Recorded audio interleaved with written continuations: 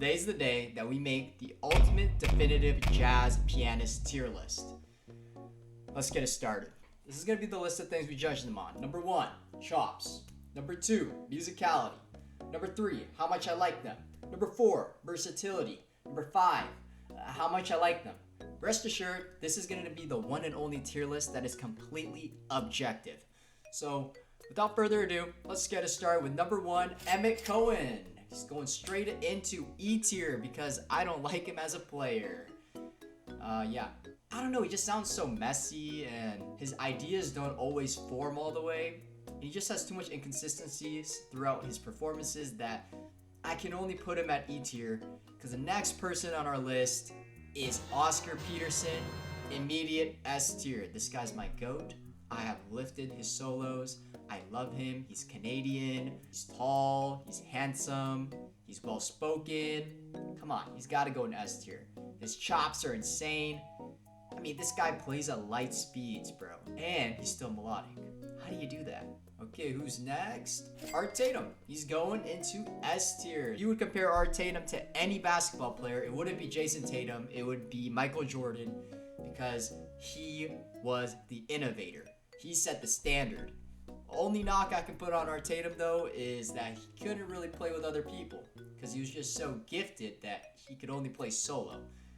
His playing can be categorized as a bit busy because of this, but how can you knock a man for being skilled? Alright, Fats Waller and Teddy Wilson. These guys were the king of stride piano, which is honestly, in my opinion, the hardest style of piano to play. You gotta play the bass and the chords with your left hand, but at the same time, you gotta be playing the melody and soloing with your right hand. It's a lot to manage, and you gotta make sure your left hand's perfectly in time.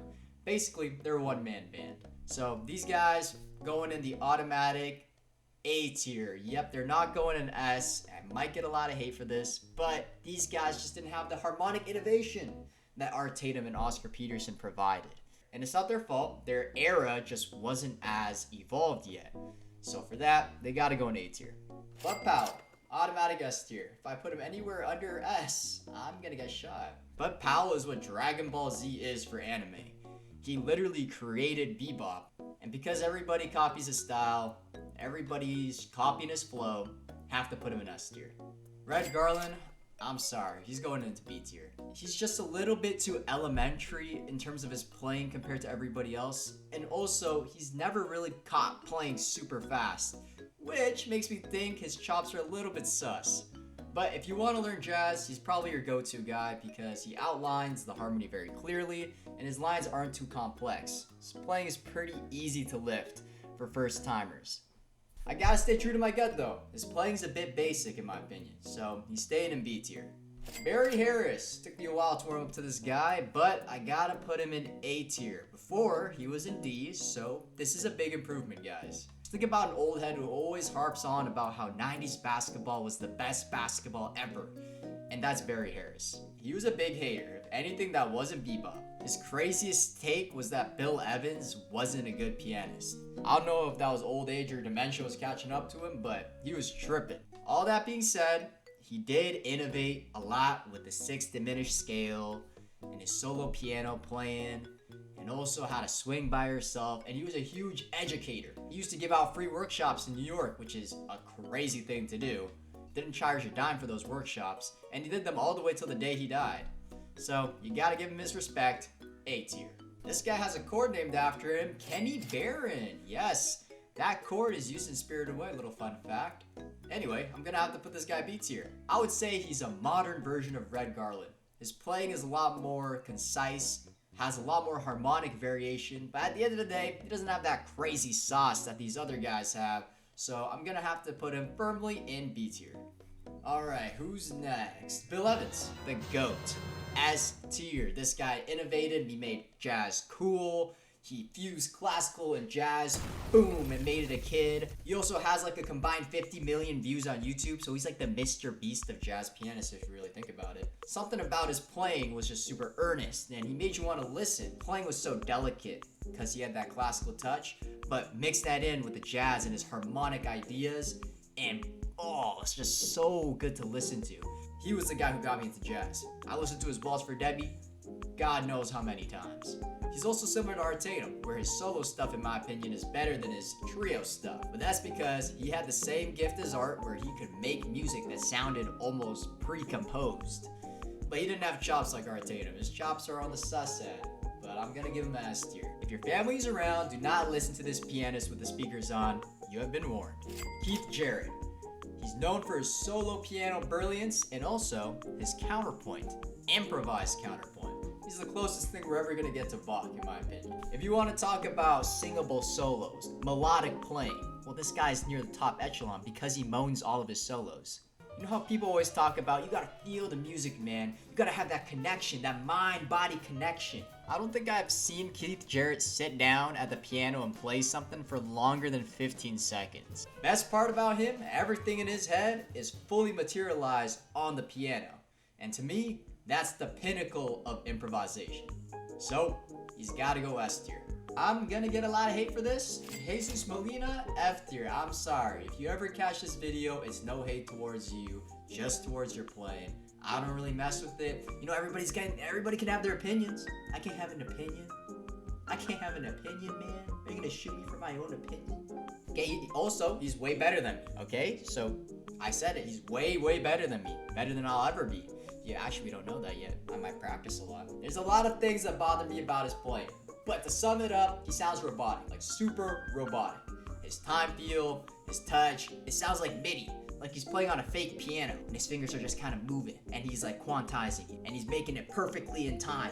You know, that's the feeling he gives me. Also, his playing sounds rehearsed. I don't know if that's a good thing or a bad thing, but for some people though, that's their thing. They really like that. They like that complex stuff, but his music just sounds like a flex to me. To put it bluntly, it feels like all flash, no substance. So he's going in F tier. See ya. Errol Garner. Errol Garner? How do I spell that guy's name? Errol Garner. Did I say Gardner? I'm a retard. Errol Garner. He's going to S tier. He created the classic song Misty, man. Everybody plays Misty. But low-key, because he made that song, I do want to put him lower because it grinds my gears, man. People play it too much. On the real note though, this guy's the self-taught legend. Also a short king like your boy. Doesn't have big hands. So gotta put him in S tier. He was an innovator of that playing style where you lay it back. So you gotta put him in S tier. The modern king, Herbie Hancock. The funk guy. He kind of created funk if you really think about it. Also created a bunch of other genres if you really think about it, but we don't want to talk about that right now. I'll have to put him in S tier. His playing is just too crazy. So much harmonic innovation. So much innovation in terms of pushing the music forward. Also, he's still alive and he's still mentoring people, still playing and making music, so big ups to that guy, man. The father of chordal voicings, McCoy Tyner, is going into A tier. Can't put him into B tier even though I really want to, but he did create chordal voicings. He did create that modal type of playing, which honestly spawned a whole new genre of jazz. And also, everybody copies his style of playing if they're gonna play modern music, so I kind of have to give him the nod and put him in A tier. He's low-key S tier, but because I don't really mess with his playing, he stayed in A. Chick Corea, I'm gonna have to put him in B tier. He's not my favorite pianist in the world. His playing just sounds a little harsh in my opinion, and it's not really my style. Hiromi, the Japanese queen. I'm sorry, C tier. It's nothing against her. It's just sometimes she plays something very beautiful, and then other times she lets her inhibitions go. She lets her inner thoughts win. And that's when I have to put her C tier, because it's too much for my brain, man. There's a few performances where you listen and you're like, I can't discern whether this is genius or noise. And once we get there, yeah, drop some rankings. Ma Jamal. This guy got sampled a lot in hip-hop, if you don't know. Shout out Nas. I mean, he is an innovator of his style of playing, I guess you could say, but I didn't really listen to him that much, so A tier. Horace Silver. Sorry, bro, D tier. Yeah, I'm not a fan of your playing, man. Nor am I a real big fan of hard bop. I feel like his chops were also sus. I don't know, some of these guys' technique is like, they're on the hot seat. Like, we don't really know if they could play like that in terms of speed, so until proven otherwise. D tier. There's the rankings. This is my ultimate definitive jazz piano tier list that is free of bias and totally factual. Let me know what you guys think in the comments, whether I got it right, because I know I did. And if you like what you saw, consider subscribing, and I'll catch you in the next one. Peace.